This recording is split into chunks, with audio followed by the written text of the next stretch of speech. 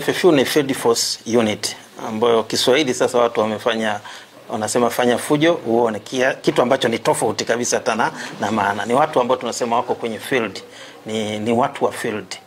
Watu wa field na maana ni watu wa kazi. Ndio tafsiri yake hasa kwamba ni watu wa field, ni watu wa kazi. Kwa askari wenyewe inawapa tu ujasiri kwamba anaweza kupambana na chochote, lakini haimtengenezi kwamba huyu anaenda kupambana naye ni adui. Huyu anafundishwa kabisa kwamba huyu ni mwananchi na huyu analipa kodi na huyu ndio anayekufanya upate mshahara.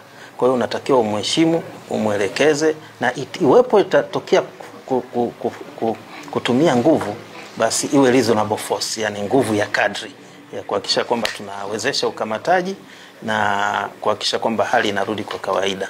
Sasa zamani ilikuwa hata askari wenyewe ni wachache sana ambao walikuwa wanataka kwenda kwenye hicho kikosi, lakini sasa hivi paka watoto wa kike wapo mle kwenye hicho kikosi. Inaonyesha sasa ile hata kwa wao wenyewe na inabadilika, na wanaona ni kikosi kama kikosi kingine, kina majukumu yake, kina mafunzo magumu, na kuna watoto wa kike wanataka sasa hivi mafunzo magumu na wenyewe waonekane kwamba wanaweza kama wanaume. Kwa hiyo tunawaona hata kwenye parade umeona wengi.